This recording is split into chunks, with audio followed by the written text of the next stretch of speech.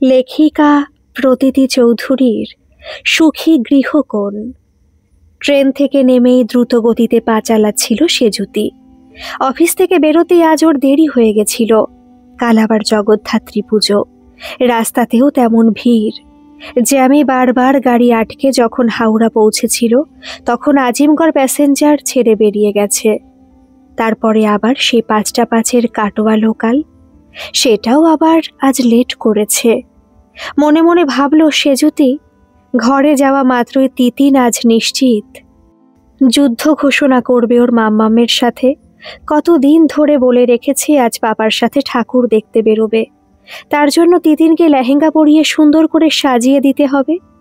ঝোঁকটা অবশ্য তিতিন মামাবাড়ি গিয়েই ধরেছিল পুতুল দিকে কালী পুজোতে লেহেঙ্গা পরতে দেখে। সেজুতি তাকে বুঝিয়ে পারেনি পুতুল দি বড়, তাই লেহেঙ্গা পরে চলতে পারে, তুমি পারবে না। কে শোনে কার কথা।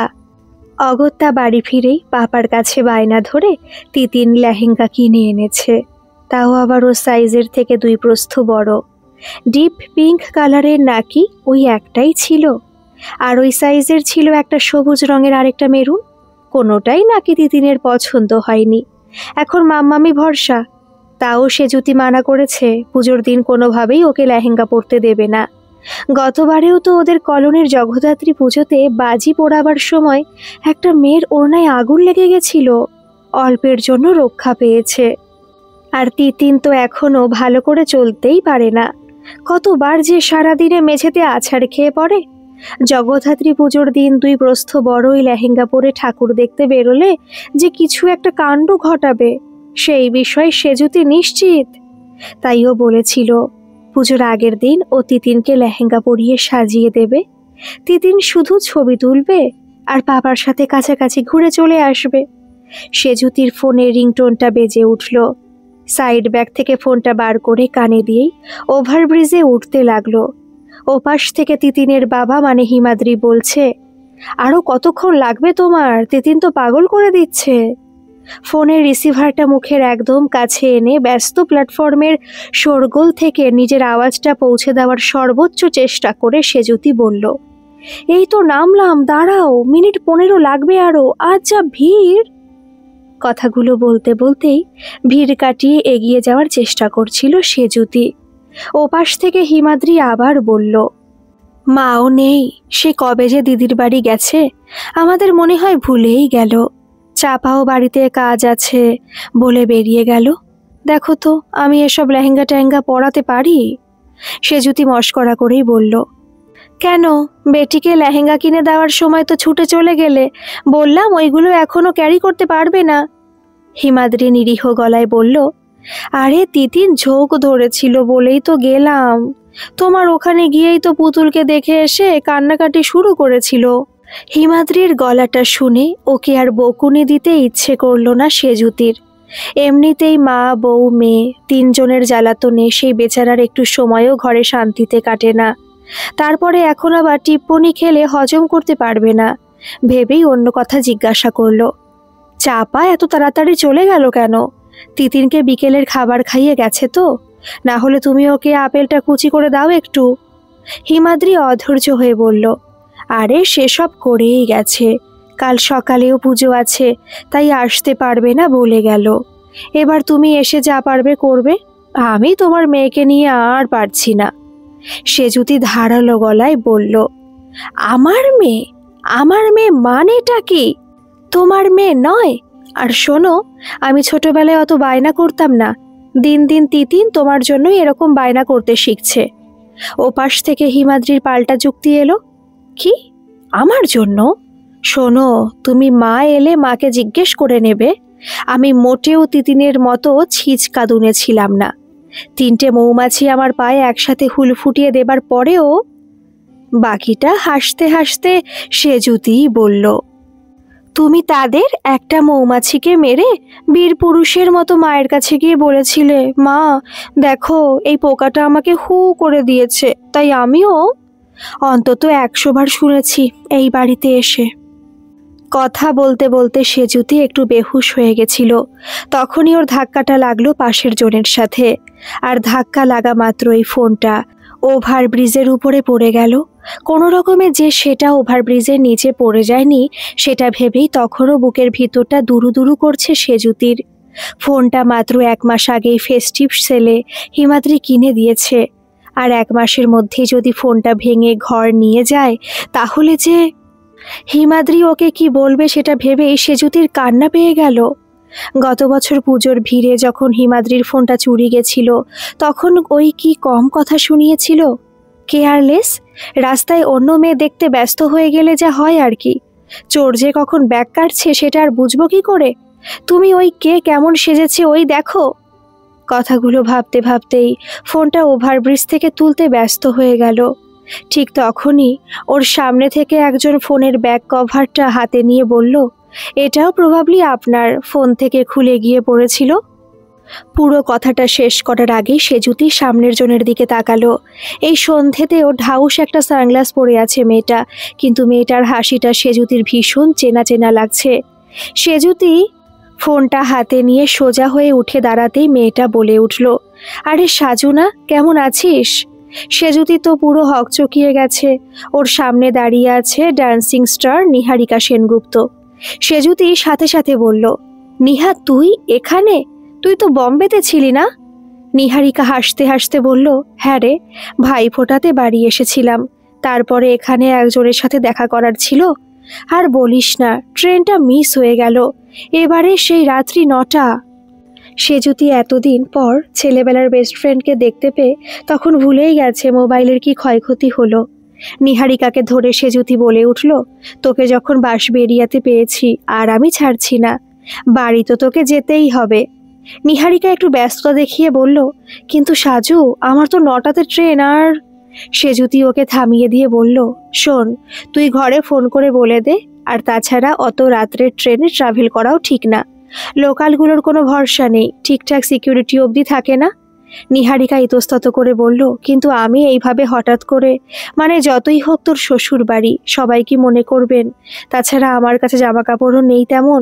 আমি তো জাস্ট এখানে একজনের সাথে দেখা করব বলেই এসেছিলাম। মানে কলকাতাতে ওনার একটা প্রোগ্রামে গেছিলাম, তারপর উনি বাড়ি আসার জন্য বারবার এত ইনসিস্ট করছিলেন যে। সেজুতি এবার বকুনি দিয়ে বলল, তুই অন্য লোকের বাড়িতে দেখা করতে যেতে পারিস, আর বেস্টির ঘরে যাবি না, তাই না? নিহারিকা তারপরেও সহজে রাজি হচ্ছিল না। সেজুতি এক প্রকার জোর করেই ওর হাত ধরে টানতে টানতে ওকে ওভারব্রিজ থেকে নামালো। বলতে লাগলো, টেনশন নিস না, আমার জয়েন্ট ফ্যামিলি নয়, আমি আমার মেয়ে বর 3জনই আছি এখন। মা সেই কালী পুজোতে ননদের বাড়ি গেছে, এখনো ফেরেনি। তুই চল, তোর সাথে হিমাদ্রির পরিচয় করিয়ে দেব। জানিস ওকে তোর কথা কতবার বলেছি, তোর প্রোগ্রাম দেখিয়েছি মোবাইলে। নিহারিকা আর আপত্তি করলো না। এক প্রকার সেজুতির জেদের কাছেও নিজেকে সমর্পণ করলো। জিজ্ঞাসা করলো, তোর বাড়িটা এখানে কোথায়? কাটাপুকুরের ওই দিকে? সেজুতি হেসে বলল, না রে, সুভাষ কলোনিতে। আমার অ্যাকচুয়াল শ্বশুর বাড়ি তো রানাঘাটে। এখানে এসে হিমাদ্রি ঘর করেছে, নতুন বাড়ি, মানে কলোনিটাও নতুন। এই তো বছর 4 হলো জগদ্ধাত্রী পুজো হচ্ছে কলোনিতে। খুব ভালো সময় তুই এসেছিস, দেখবি একটুও বোর লাগবে না। কাল তো তোকে কোনো মতে ছাড়ছি না। নিহারিকা আবার প্রশ্ন করলো, তোর মেয়ে কিসে পড়ছে? টোটোতে উঠতে উঠতে সেজুতি বলল, ও তো এই ইউকেজি, তবে পড়ার দিকে ওর জুড়ি মেলা ভার। নিহারিকা ওর চোখ দুটো নাচিয়ে বলল, রিয়েলি? তাহলে তো খুব ভালো রে, তোর মতোই মেরিট পেয়েছে। সেজুতি ওর বাদিকের গজ দাঁতটা বের করে বলল, এই পড়া সেই পড়া নয় রে, পড়ার দিকে মানে ধূপধাপ আছাড় খাবার দিকে ওর জুড়ি মেলা ভার। এই তো আবার লেহেঙ্গা পরবে ঝোঁক ধরেছে, গেলেই দেখতে পাবি, ঝোঁক ধরলেই কেমন ইচ্ছে করে বারবার মেঝেতে পড়বে আর কাঁদবে। সেজুতির হাসি আর বকবক করা মন দিয়ে শুনছিল নিহারিকা। সেজুতির কথা শেষ হতেই ওর দিকে একভাবে তাকিয়ে নিহারিকা বলল, তুই একই রকম রয়ে গেলি, একটুও চেঞ্জ হলি না বল? সেজুতি ভ্রূণ দুটো নাচিয়ে জিজ্ঞাসা করার ভঙ্গিতে বলল, একই রকম মানে? নিহারিকা বলল, বকবকে, প্রাণোচ্ছল, উচ্ছ্বাসে ভরা, হুচুকে যেমনটা ছিলি। সেজুতির এই শব্দগুলো শুনেই পুরনো কথা মনে পড়ে গেল। বলে উঠল, তোর মনে আছে নিহা, সেইবার দুর্গাপুজোতে আমাদের নাচের প্রোগ্রাম সারা হতেই আমরা কেমন কাউকে না বলে ঠাকুর দেখতে বেরিয়ে গেছিলাম, আর ফিরে এসে যা পিঠে পড়েছিল রে। তুই তো শান্তশিষ্ট মেয়ে বলে ছাড়া পেয়ে গেলি। নাচে দিদিমণি আমার কানটাই টেনে ধরল, বললেন আমার বুদ্ধিতেই তোর নাকি এমন মতিভ্রম হয়েছিল। নিহারিকা ওর কাঁধ দুটো ঝাঁকিয়ে বলল, হ্যাঁ সেটাই তো ঠিক। এই আজকেই দেখ না কেমন বগল দাবা করে ঘরে টেনে নিয়ে যাচ্ছিস। ওই জন্যই তো বললাম তুই একটুও বদলাসনি। সেজুতি নিহারিকার মাস্কারা লাগানো চোখের দিকে তাকিয়ে বলল, তুই কিন্তু অনেক চেঞ্জ হয়ে গেছিস। আজ কত বড় স্টার তুই বল। টিভির প্রোগ্রামে কতবার দেখেছি তোকে। মেরি পেয়ার সিনেমাটার ওই ডান্সটাতে তো তুই পুরো মাতিয়ে দিয়েছিলি। তারপর বল, মুভি টুভি করার প্ল্যান আছে নাকি? নিহারিকা ওর চোখের তারা দুটো সেজুতির চোখ থেকে সরিয়ে নিয়ে গেল ব্যস্ত রাস্তায়। বলল, মুভিতে চান্স পাওয়াটাও তো সোজা নয় রে সাজু। আমাদের কলকাতা তো নয়, ওটা মুম্বাই। ওখানে জাস্ট টিকে থাকতে গেলেও তার মূল্য চুকাতে হয়। এত বড় বড় কথা সেজুতির মাথাতে ঢুকলো না। নিহারিকাও সেটা ওর মুখের দিকে তাকিয়ে বুঝতে পারল। জিজ্ঞাসা করলো, তুই কেন নাচটা ছেড়ে দিলি? তুই তো আমার থেকেও ভালো নাচতিস। সেজুতি বড় একটা শ্বাস টেনে নিয়ে বলল, ওহ, কতদিন পর কারো কাছে নাচের প্রশংসা শুনলাম। তুই শুধু এই কথাটা, জাস্ট এই কথাটা একবার হিমাদ্রিকে বলবি তো। কতবার বলেছি তোমার সংসার সামলাতে না হলে আমার মধ্যে কত প্রতিভা ছিল বিকশিত হওয়ার। জানিস, সব শুনেও শুধুই দাঁত বের করে হাসবে। বিশ্বাসই করতে চায় না। বাচ্চা মেয়ের মতো সেজুতির ঠোঁট ফুলানো দেখে নিহারিকা মনে মনে কি যেন ভাবলো। তারপরে বলল, হিমাদ্রিদা তোকে খুব ভালোবাসে না? সেজুতি আবার রাগ অভিমান সব ভুলে গদগদ চিত্তে বলল, হ্যাঁ রে, সে তো বাসেই। কোথাও গিয়ে একটা ফোন না করলেই এমন টেনশন শুরু করে। মাও বলে তুমি কদিন আমার ছেলেটার চোখের থেকে দূরে গেলে পাগল না হয়ে যায়। এই রে, দেখছিস ফোনটা তো অন করতেই ভুলে গেছি। ফোনটা বের করার আগেই সুভাষ কলোনি পৌঁছে গেছিল টোটোওয়ালা। তাই ফোনটা অন করতে করতেই নিহারিকাকে নিয়ে বাড়ির গেটের দিকে হাঁটতে লাগলো সেজুতি। গেটের কাছে গিয়েই দেখলো তিতিন আর হিমাদ্রি রেডি হয়ে কোথাও বেরোচ্ছে। হিমাদ্রি তো সেজুতিকে দেখতে পেয়েই ওর সঙ্গে কে আছে সেদিকে কোনো রকম ভ্রুক্ষেপ না করে বলতে লাগলো, কি হয়েছিল তোমার? তুমি ঠিক আছো তো? হঠাৎ করে কেটে গেল লাইনটা। 15 মিনিট বলে আধ ঘন্টা লাগিয়ে দিলে। এদিকে বারবার সুইচ অফ বলছে। আবার কি ফোনে চার্জ শেষ হয়ে গেছিল? জানো আমি যা টেনশনে পড়ে গেছিলাম। এই মাত্র তিতিনকে নিয়ে বেরোচ্ছিলাম। চাপাও তো নেই যে ওকে রেখে বেরোবো। সেজুতি মনে মনে একটা ঢোক গিলে ভাবলো, ইস, ওর জন্য দুজনে মিলে কত টেনশন করেছে। ফোনটা ওইভাবে পড়ে গিয়ে কেটে যাওয়ার পরে জানিয়ে দেওয়াটা সেজুতির উচিত ছিল। তিতিনকে হিমাদ্রির কোল থেকে নিতে তিতিন ওর চোখ দুটো ঘষে বলল, তুমি পাপাকে ফোন করনি কেন? পাপা বলছিল তোর মাও নিশ্চয়ই তোর মতো কোথাও আছাড় খেয়ে পড়ে পা মচকেছে। তোমার পা মচকে গেছে মাম্মাম? সেজুতি তিতিনের মাথায় হাত বুলিয়ে বলল, না তিতিন, আমার কিছু হয়নি সোনা। আমার ফোনটা আছাড় খেয়ে পড়ে গেছিল, আমার কিছু হয়নি দেখো। হিমাদ্রি ব্যস্ত হয়ে বলল, ফোনটা পড়ে গেছিল মানে কোথায়, কিভাবে? সেজুতি হাসতে হাসতে বলল, ভাগ্যিস তোমার সাথে কথা বলতে বলতে ফোনটা পড়ে গেছিল ওভারব্রিজে। তাই তো নিহাকে দেখতে পেলাম। এই দেখো, সাথে করে ধরে নিয়ে এসেছি। তিতিন সাথে সাথে বলল, মাম্মাম, এটা তোমার ফ্রেন্ড? সেজুতি চোখ বড় বড় করে তিতিনকে বলল, তোমাকে না বলেছি তিতিন, এটা ওটা করে কথা বলতে নেই। মাসিমণি বলবে তুমি কেমন। মাসিমণিকে হ্যালো বলো। তিতিন ইঁদুরের মতো এবড়ো খেবড়ো দাঁত নিয়ে হি হি করে হেসে বলল, হ্যালো মাসিমণি। নিহারিকা ওর গাল দুটো টিপে দিয়ে বলল, হ্যালো তিতিন। ঘরে ঢুকতে ঢুকতে সেজুতি ব্যস্ত হয়ে গেল হিমাদ্রির সাথে নিহারিকার পরিচয় করাতে। বলল, হিমাদ্রি, তোমার মনে আছে মেরি পেয়ারের ওই আইটেম সংটা? নিহারিকায় তো ডান্স করেছিল। তারপরে তোমাকে আমি ফেসবুক থেকে নাচের অনুষ্ঠানগুলো দেখাই না? হিমাদ্রিকে আরও কিছু বলার আগেই নিহারিকা ওর নিজের হাতটা হিমাদ্রির দিকে বাড়িয়ে দিয়ে বলল, নিহারিকা সেনগুপ্ত। অ্যাকচুয়ালি ফেসবুকে মাঝে মাঝে শেয়ার করি। আমার ইউটিউব চ্যানেল আছে, ওখানে সব প্রোগ্রাম থাকে। তিতিন ততক্ষণে আবার বায়না জুড়েছে লেহেঙ্গা পরার। তিতিনকে শান্ত করতে করতে সেজুতি বলল, হ্যাঁ, নিহার বম্বেতে ডান্স ইনস্টিটিউটও আছে, আমি ফেসবুকে দেখেছি। নিহারিকার হাসিটা অবশ্য হিমাদ্রির খুব একটা ভালো লাগলো না। ও ইচ্ছা করে দুই একটা কথা বলে টিভি রুমে গিয়ে বসলো। যাবার আগে সেজুতিকে বলল, এই আর দেরি করো না, তিতিনকে লেহেঙ্গাটা পরিয়ে দাও, আমি একটু কাছে পিঠে কোথাও ঘুরিয়ে আনি। এত বায়না করছে। সেজুতি নিহারিকাকে ওয়াশরুমটা দেখিয়ে দিয়ে নিজের চেঞ্জ না করেই তিতিনকে সাজাতে বসলো। তিতিন আর হিমাদ্রি বেরিয়ে যাওয়ার পর সেজুতি রাতের জন্য খাবার তৈরি করছিল। নিহারিকা ওর কাছাকাছি গিয়ে বলল, সত্যি সাজু, তোকে যত দেখছি ততই অবাক হয়ে যাচ্ছি। আমাদের ডান্স স্কুলের টপ পজিশন ছিল তোর, কত সম্ভাবনা ছিল তোর মধ্যে, আর আজ তুই এসব রান্নাবান্না সংসার একঘেয়ে লাগে না? সেজুতি রুটিগুলো করতে করতে বলল, আরে চাপাই রাতের রান্না করে দিয়ে যায়, আমাকে তেমন কিছু করতে হয় না। তারপর তো মা আছেই, এই কদিন মা না থাকাতে প্রবলেমটা একটু বেড়েছে। নিহারিকা অত্যন্ত বিদ্রুপ ভরা স্বরে বলল, ইউমিন তোর শাশুড়ি মা তোকে হেল্প করে? আরে ইন লস কখনো ভালো হয় নাকি? সেজুতি রুটিগুলো সেঁকে নিয়ে নিহারিকার নাকটা টেনে বলল, তুইও বিয়েটা করে ফেল, তখন বুঝবি শাসনের মধ্যেও ভালোবাসা থাকে। সেজুতি বুঝতে পারল নিহারিকার খুব একটা মনে লাগলো না ওর কথাটা। নিহারিকা আবার বলল, তবুও সাজু, তোকে এইভাবে এত কাজ করতে দেখে আমারই কষ্ট হচ্ছে। তোর এত ব্রাইট ফিউচার, ক্যারিয়ার সব নষ্ট করে হিমাদ্রিদার মতো মিডল ক্লাস ঘরের সাধারণ একটা ছেলেকে বিয়ে করে তার সংসারে বউ হয়ে তার মেয়েকে মানুষ করতে। এবার সেজুতিরও চোখ মুখ একটু গম্ভীর হলো, ধীর স্বরে বলল, দেখ নিহা, আমার অমতে তো আর বিয়েটা হয়নি। হ্যাঁ, বাড়ি থেকে দেখাশোনা হয়তো করেছিল, বাট আমরা দুজনের সাথে মিট করেছিলাম, আলাদাভাবে কথাও বলেছিলাম, and we fall in love with each other. তাছাড়া হিমাদ্রির ঘর, হিমাদ্রির সংসার, এমনটা কেন ভাবছিস? তিতিন তো আমাদের মেয়ে, এই ঘরটাও আমাদের, সংসারটাও আমাদের।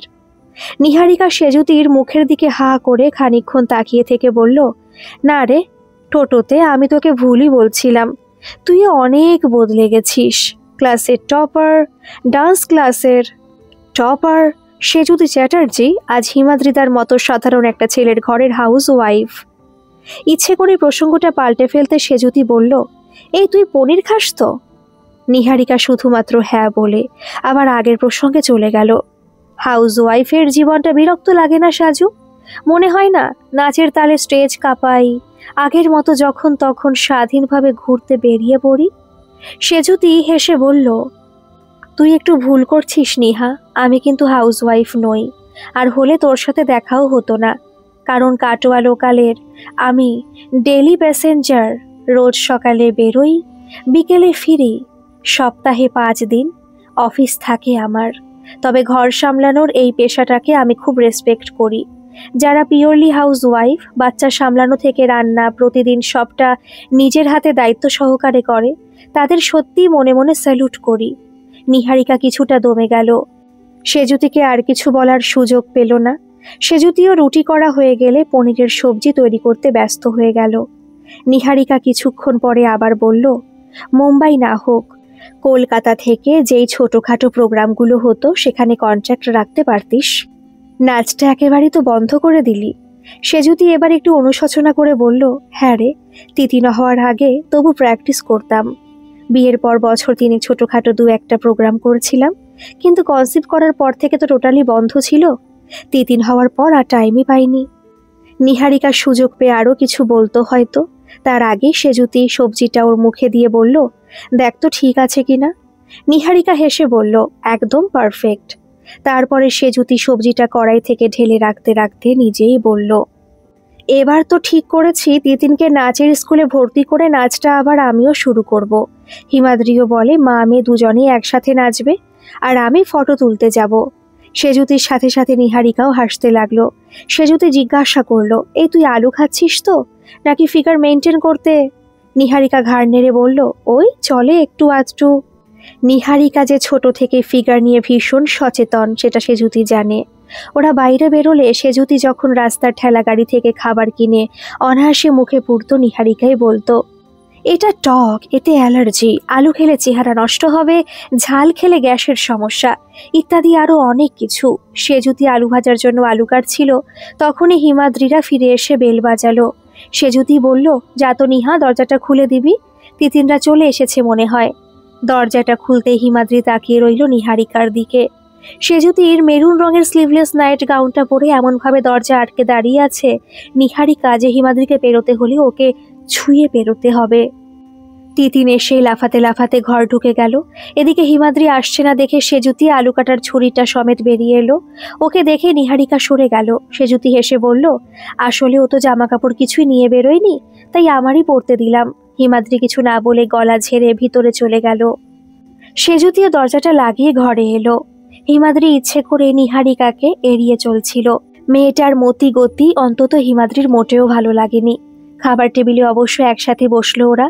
নিহারিকার আবার কথা শুরু করলো, বুঝলেন হিমাদ্রিদা, সাজু কিন্তু একসময় আমার থেকেও দারুণ নাচতো। আপনার জন্যই নাচটা স্যাক্রিফাইস করেছে। আমাকে বলছিল আপনি নাকি ওর নাচের একদম প্রশংসা করেন না। হিমাদ্রি হালকা হাসির সৌজন্য বিনিময় করে বলল, না না, তা কেন, ও তো ইচ্ছে করলেই শুরু করতে পারে আবার। নিহারিকার সাথে সাথে বলল, আমাকে বলছিল আপনাকে যেন বলে দিই। আসলে তারিফ শুনতে তো সকলেরই ইচ্ছে করে। চার দেওয়ালের মধ্যে ওর তারিফ করার জন্য আপনি ছাড়া আর কেই বা আছে। এবার আর হিমাদ্রি কোনো কথা বলল না, চুপচাপ খেতে লাগলো।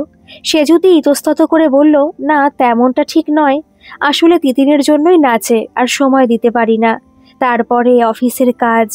নিহারিকা কিন্তু একই সুরে বলতে লাগলো, তবুও হিমাদ্রিদা, একঘেয়ে সংসারী জীবন কিন্তু সেজুতির মতো আর্টিস্টদের মানায় না। ইচ্ছে করে সেজুতি এবার নিহারিকাকে বলল, আমার কথা ছাড় তো, তুই কবে বিয়ে করছিস বল। সেজুতি ব্যস্ত ছিল তিতিনকে খাওয়ানোতে। এমনিতেই মেয়েটা ঠাকুর দেখে আসার পর থেকে ঘুম ঘুম চোখে আছে। নিহারিকা সেই সুযোগে টেবিলের নিচে হিমাদ্রির পায়ে পা রেখে বলল, হিমুদার মতো কাউকে একটা পেয়ে যায় আগে, তারপরে। হিমাদ্রি বিদ্যুতের গতিতে পাটা সরিয়ে নিল। সে যদি অত শত কিছুই না বুঝেই বলল, তুই ভাই সেলিব্রিটি মানুষ, হিমাদ্রির মতো সাধারণ মানুষের জন্য আমার মতোই ঠিক আছে। তোকে সামলাতে তোর মতোই সেলিব্রিটি লাগবে। বিয়েতে ইনভিটেশন পাঠাবি তো? তোকে তো নিমন্ত্রণ করলেও আসিসনি। খাবারে প্লেট থেকে হাত গুটিয়ে হিমাদ্রির দিকে একভাবে তাকিয়ে নিহারিকা বলল, না রে, আমার তো হিমুদার মতোই চাই। বেশ মিষ্টি মিষ্টি লাভ স্টোরি হবে একটা। সেলিব্রেশন তো অনেক পেলাম, আর ভালো লাগছে না। সে যদি তিতিনকে খাইয়ে ওর মুখটা মুছিয়ে দিয়ে বলল, দেখ, তোকে ওই জন্যই বলছিলাম আমি, জীবনে সবকিছুরই প্রয়োজন আছে। একটা সময় পরে সবই একঘেয়ে লাগে। সেটা আমার ঘরকন্যা বল, আর তোর সেলিব্রিটি লাইফ। নিহারিকা আরও একবার আলতো করে হিমাদ্রির পায়ে পাটা বুলিয়ে বলল, ভাবছি সাজু, তোর হিমাদ্রিকে আমি নিয়ে যাব। হিমাদ্রির গলাতে আরেকটু হলে বিষম লেগে যাচ্ছিল। সে যদিও অবাক হয়ে নিহারিকার মুখের দিকে তাকালো। এমন সময় নিহারিকা কথাটা ঘুরিয়ে বলল, মানে হিমুদাই ভালো পারবে নিজের মতো পাত্র আমার জন্য পছন্দ করে দিতে। হিমাদ্রি কোনো রকমে ওর খাওয়াটা শেষ করে হালকা হেসে উঠে পড়ল ওখান থেকে। খাওয়ার পর সোফায় বসে সেজুতি তিতিনের হাতে পায়ে বডি লোশন মাখিয়ে দিচ্ছিল। নিহারিকাকে বলছিল তিতিনের স্কিনটা খুব ড্রাই, তাই রোজই রাত্রে ক্রিম বা বডি লোশন মাখিয়ে শোয়ায়। দেখেছিস শীতের শুরু হতেই কেমন চামড়া ফাটতে শুরু করেছে। তিতিন ঘুমের ঘোরেই বলছিল, তুমি কাল আমাদের সাথে কলোনিতে পুজো দেখতে যাবে তো মাসিমণি। তিতিনের গাল দুটো আদর করে টিপে দিয়ে নিহারিকা ওর সাথেও কথা বলছিল। হঠাৎ করে তিতিনের নজর গেল টেবিলের দিকে। সেজুতিকে বলে উঠল, মাম্মাম, পাপা জল খেতেও ভুলে গেছে, ওষুধ খেতেও ভুলে গেছে। নিহারিকা জিজ্ঞেস করলো, কিসের ওষুধ? সেজুতি হেসে বলল, ওই গ্যাস্ট্রিকের সমস্যা আছে, আয়ুর্বেদ ওষুধ গরম জলে মিশিয়ে রাতে শোবার আগে খায়। তিতিনকে সোফায় রেখে সেজুতি রান্নাঘরে গিয়ে জলটা গরম করে গ্লাসে নিয়ে এলো। তারপরে ওষুধটা মিশিয়ে যেই চামচে করে নাড়া দিয়েছে, অমনি নিহারিকা সেজুতির হাত থেকে গ্লাসটা ছো মেরে নিয়ে বলল, আমি দিয়ে আসছি হিমুদাকে। সেজুতির যেন কেমনই একটা লাগলো ব্যাপারটা, কিন্তু তারপরে তিতিন ডাকলো, মাম্মাম, তুমি আমার হাতে এখনো লোশন লাগিয়ে দাওনি, আমার ঘুম পেয়েছে তো, কখন ঘুমোবো? সেজুতি অন্যমনস্ক হয়ে বলল, হ্যাঁ বেটা, যাচ্ছি। রাত্রে শোবার সময় হিমাদ্রি সেজুতিকে বলল, তোমার বান্ধবী কি এরকম ভাবে হেয়ালি করে কথা বলে সব সময়? সেজুতি সরল চোখে অবাক হয়ে তাকিয়ে বলল, এরকম ভাবে মানে? হিমাদ্রি একবার ভাবলো সেজুতিকে বলবে ওকে ওষুধ দিতে এসে বলা কথাগুলো, কিন্তু তারপরেই ভাবলো সেজুতির বান্ধবী এক রাত্রের জন্য ওদের ঘরে এসেছে, শুধু শুধু সেজুতিকে বলা মানে ও মনে কষ্ট পাবে। হিমাদ্রি বিষয়টা চেপে দিয়ে হেসে বলল, কিছু না, আসলে আমরা মিডল ক্লাস মানুষ তো, তোমার বান্ধবী লাইফস্টাইল তো আলাদা, হাই ক্লাস সোসাইটিতে থাকতে থাকতে হয়তো এরকমটা হয়ে গেছে। সেজুতি চুলের খোপাটা ভালোভাবে জড়িয়ে নিয়ে বালিশে মাথা রেখে বলল, হ্যাঁ গো, নিহা বরাবরই একটু জেদি। স্কুলে অনেকেই ওকে স্বার্থপর বলতো, অহংকারীও বলতো, তবে আমার ওরকম মনে হয়নি। মনের দিক থেকে ভীষণ সরল জানো। হিমাদ্রি একটা দীর্ঘ নিঃশ্বাস ফেলে মনে মনে বলল, সরল তো তুমি সাজু, কত সহজে সবাইকে বিশ্বাস করে নাও। তোমারই ঘরে তোমারই সামনে দিনে দুপুরে কেউ ডাকাতি করে চলে গেলেও টের পাবে না তুমি। সেজুতি আবার জিজ্ঞাসা করলো, কি ভাবছো? আসলে নিহা দেখতে ছোট থেকেই খুব সুন্দরী তো।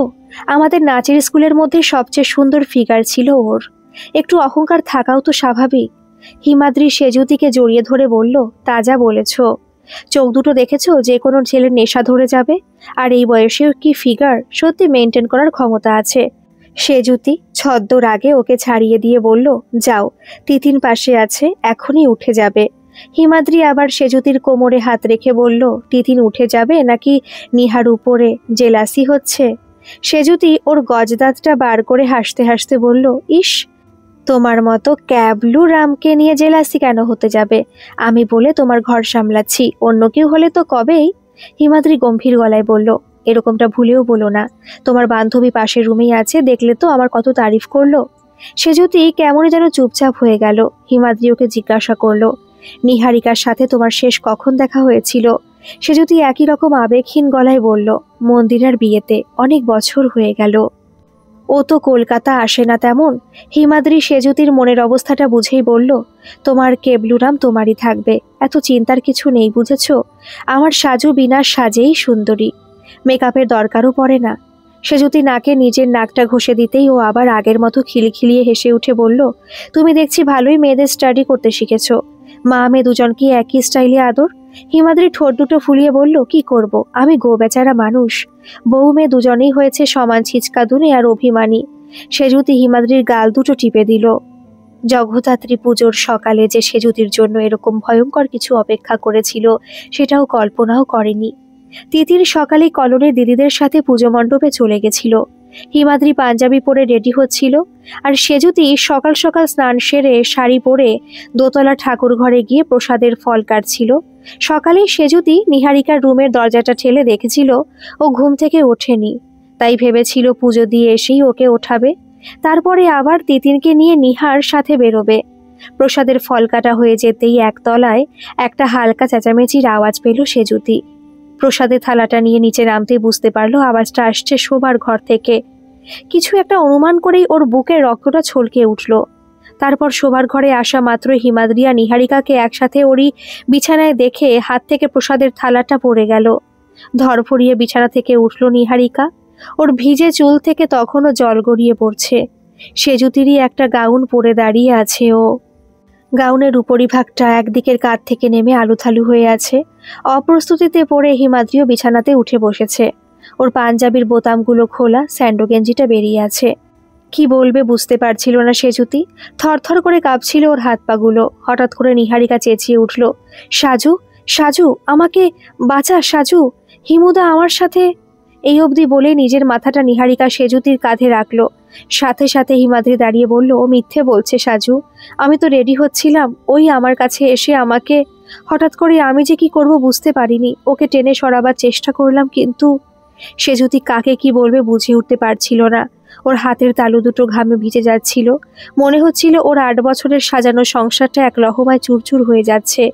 নিহারিকা সেজুতির গালে হাত রেখে একটানা বলে যাচ্ছিল, আমি তোকে কেন মিথ্যে বলবো Saju, you are my best friend, তুই তো জানিস আমি তোকে কত ভালোবাসি।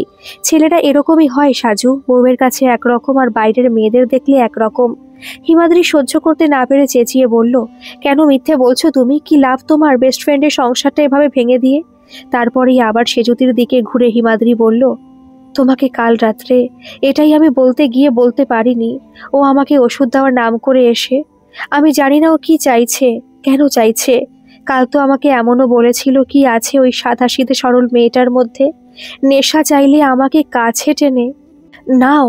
আমি একবার ভেবেছিলাম সত্যি, পরে মনে হয়েছিল তোমরা দুই বন্ধু মিলে যুক্তি করেই হয়তো। সেজুতি কাউকে কিছু বলতে না পেরে শোবার ঘর থেকে বেরিয়ে গিয়ে বাইরের রুমের সোফাটায় গিয়ে ধপ করে বসলো। নিজেকে মনে মনে দোষারোপ করতে লাগলো, কি ঝড় ও ঘরে নিয়ে এসেছে কাল সন্ধেতে। পরক্ষণে মনে হতে লাগলো নিহারিকাকে না আনলে তো হিমাদ্রিকেও চিনতে পারতো না। হিমাদ্রির মতো সাধারণ একটা ছেলের মধ্যেও যে এরকম বাসনা থাকতে পারে। দুহাতে মুখ ঢেকে বসলো। হিমাদ্রি ওর কাছে এসে বোঝাতে লাগলো, সাজু প্লিজ ট্রাস্ট মি, নিহারিকা কাল থেকে আমাকে বারবার এরকম প্রলোভন দিয়েছে, এমনকি খাবার সময় টেবিলের নিচে পা দিয়ে। এতক্ষণে চেঁচিয়ে উঠল সেজুতি। এক হাতে তালি বাজে না হিমাদ্রি, হঠাৎ করে তুমি ওর হিমুদা কি করে হয়ে গেলে? আমি তোমাদের ইশারার মারপ্যাচ অত বুঝি না, এক রাতের মধ্যে যে এত দূর এগিয়ে যেতে পারে। ছি। হিমাদ্রি পায়ে পড়ে গেল সেজুতির, মিনতি করতে লাগলো, প্লিজ সাজু, আমি মিথ্যে বলছি না, ওর ইন্টেনশনটা অন্যরকম ছিল। সেজুতি পাগলের মতো হাসতে হাসতে বলল, আর তাতে কি লাভ নিহার? ওর মতো সেলিব্রিটি জীবনে কি ছেলের অভাব? বরং তোমাদের মতো ছেলেরাই ওকে কামনা করে। আমাকে বোঝাতে এসো না হিমাদ্রি, আমি বাচ্চা নই। হিমাদ্রি বলতে লাগলো, তুমি আমাকে বিশ্বাস করছো না সাজু? সেজুতি লাল চোখে বলল, আমি কাউকেই বিশ্বাস করছি না, নিহাকেও না, আর তোমাকেও না।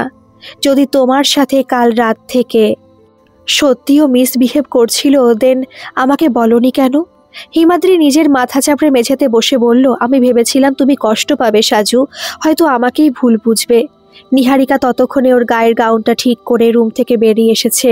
সে যদি ওর দিকেও একবার আগুন চোখে তাকিয়ে দেখলো। হিমাদ্রি আরও কিছু বলতে যাচ্ছিল, তার আগেই ওদের ঘরে এসে ঢুকলো নিহারিকার দুই দাদা, সাথে একজন ইন্সপেক্টর আর একজন নার্স। তিতিন চলে যাওয়ার পর সদরের দরজাটা খোলাই ছিল। সেজুতি ভেবেছিল ও তো একটু পরেই বেরোবে, তাছাড়া হিমাদ্রিও সামনে আছে, হকচকিয়ে গেছে সেজুতি। হিমাদ্রিও ততক্ষণে ভাবতে শুরু করেছে, তবে কি সবটাই নিহারিকার প্ল্যানে? নিহারিকার সূত্র ধরে ছোটবেলায় সেজুতির আলাপ ছিল ওর অরিন্দমদার সাথে। ওকে দেখতে পেয়েই কাপা গলা সেজুতি বলল, অরিন্দমদা, তুমি এখানে? ততক্ষণে নিহারিকা বলতে শুরু করেছে, আমি যাব না, আমি এখান থেকে কিছুতেই যাব না। অরিন্দম একটা স্বস্তির শ্বাস ফেলে বলল, যাক, ও তাহলে তোর এখানে ছিল, আমি তো ভাবলাম আবার কোথায় কি কাণ্ড ঘটাবে। সেজুতি আশ্চর্য হয়ে বলল, মানে? অরিন্দমের পাশে দাঁড়িয়েছিল নিহারিকার জ্যাঠতুতো দাদা অভিরূপ। গলার স্বর নিচু করে বলল, নিহার মানসিক স্থিতি ঠিক নেই। সাথে সাথে হিমাদ্রি বলে উঠল, হ্যাঁ, আমারও মনে হয়েছিল এটা কিছু একটা গন্ডগোল ঘটছে, না হলে কেউ কেন নিজের বন্ধুর সংসার এভাবে ভাঙতে চাইবে? অরিন্দম বা অভিরূপ পুরোপুরি বুঝতে না পারলেও সে যদি লাল ছলছলে চোখ, হিমাদ্রি মেঝেতে বসে থাকা এসব দেখে কিছু একটা অনুমান করতে পেরেছে। অরিন্দম বলল, তুই হয়তো খবর পাসনি সাজু, মুম্বাই থেকে বছর দেড়েক আগেই ওকে আমরা নিয়ে এসেছি। ওখানে ওর সাথে এমন কিছু ঘটেছিল যেটা আমরা এখনও জানি না। নিহা মানসিকভাবে সুস্থ নয়।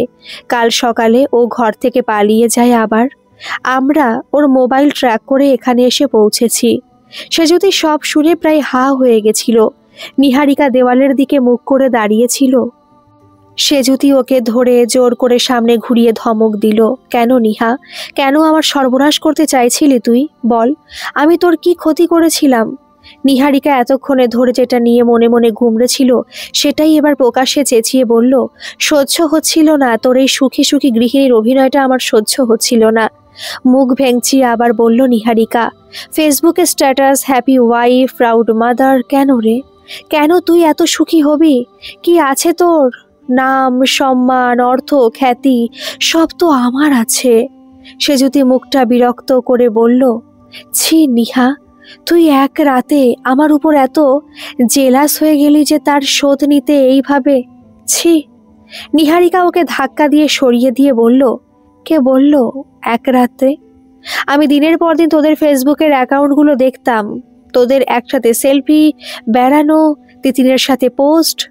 তোরা সবাই আমার থেকে অনেক নিচে, তারপরেও কেন আমার থেকে বেশি হ্যাপি থাকবি? আর তখনই ঠিক করে নিয়েছিলাম তোর এই সাজানো সংসার আমি তছনছ করে দেব। কাল তোর জন্যই আমি অপেক্ষা করছিলাম বাঁশবেড়িয়াতে।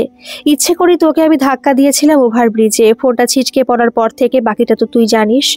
বল না, আমি ভালো অ্যাক্ট্রেস নই? তবু কেন রিজেক্টেড হই বারবার? জানিস আমি ওখানে কতটা একা, কত কিছু স্যাক্রিফাইস করতে হয়েছে ওই অবধি পৌঁছতে। তিতিনের মতো আজ হয়তো আমারও একটা মেয়ে থাকতো, যদি না প্রসূনের কথা মতো অ্যাবর্শনটা। কাঁদতে কাঁদতে মেঝেতে বসে পড়ল নিহারিকা। অরিন্দম ওর কাছে যেতেই চেঁচাতে লাগলো, আমি বাড়ি ফিরে যাব না, কিছুতেই যাব না। আমি সাজুর ঘরে থাকবো, এখানে সুখ আছে, অনেক সুখ। আমার সুখ চাই, তিতিনকে চাই, হিমুদাকে চাই, আমি তারকা নিহারিকা সেনগুপ্ত নই, আমি সেজুতি হতে চাই। হিমাদ্রির চোখও বিস্ফারিত হয়ে রয়ে গেছে। অভিরূপ ইশারা করতে ওদের সঙ্গে আসা নার্সটা জোর করে ঘুমের ইঞ্জেকশন পুশ করলো নিহারিকার হাতের বাহুতে। নিহারিকা চেঁচিয়ে বলতে লাগলো, প্রসূন মিস্টার কাপুর, আমিও সাজুর মতো হাউস ওয়াইফ হতে চেয়েছিলাম, একটা পারফেক্ট সংসারের স্বপ্ন দেখেছিলাম। কেন আমি পারবো না? আমার যন্ত্রণা হয়, আমারও তো সবকিছু পাবার অধিকার আছে, বল। নিহারিকার চোখে মুখে যে ঘুমের ওষুধের প্রভাব পড়ছে তা ওর কথার গতি শুনে বুঝতে পারছিল সেজুতি। নিহারিকা মেঝেতে গড়িয়ে পড়বার আগেই সেজুতি ওকে শক্ত করে ধরল। নিহারিকা ওর কানের কাছে ফিসফিসিয়ে বলল, আমি সুখী নই Saju. Stage, awards, star image, social media, lakh lakh fan followers খুশির মাপকাঠি নয় রে সাজু। খুশি থাকার জন্য তো দরকার শুধু একজন কাছের মানুষ, নিজের একটা সংসার আর একটা সুখী গৃহকোণ। নিহারিকাকে ওদের ঘর থেকে অরিন্দম অভিরূপরা নিয়ে চলে গেছে প্রায় 1 ঘন্টা হলো। যাবার আগে বোনের তরফ থেকে বারবার ক্ষমা চেয়ে গেছে অরিন্দম, সেই সঙ্গে হিমাদ্রির হাত ধরে ওরা লজ্জিত বলে জানিয়েছে।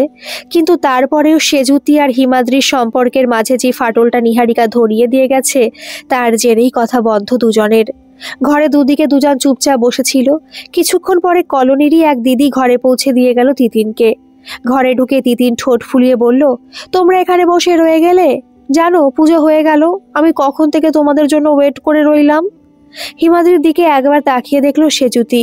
মনে মনে ভাবলো, দোষটা তো ওরই হয়েছে হিমাদ্রিকে ভুল বুঝে, কিন্তু কোন মুখেই বা ক্ষমা চাইবে। হিমাদ্রি ভাবলো, দোষ নিহারিকার হলেও যেই অবস্থায় সেজুতি ওদের দেখেছে সেটা তো মিথ্যে নয়, কোন মুখে কথা বলবে সেজুতির সাথে। তিতির নিজের কপালে হাত দিয়ে বলল, উপস, তোমরা আবার নিজেদের মধ্যে ঝগড়া করে বসে আছো। আমি আর সত্যিই পারবো না তোমাদের নিয়ে। ঠাকুর, আমার মাম্মা আমার পাপাকে কবে একটু সুমতি দেবে? তিতিন যখন দুষ্টুমি করে সেজুতি ঠিক এইভাবেই ঠাকুরকে মনে মনে ডেকে বিড়বিড় করে। তিতিনকে এরকম করে বলতে দেখে ও আর না হেসে পারল না। তিতিন ওর মাম্মামের কাছে ছুটে গিয়ে পাপার দিকে তাকিয়ে বলল, তোমাকে কি হাসতে আলাদা করে ইনভিটেশন দিতে হবে? হিমাদ্রিও এবার হেসে ফেলল।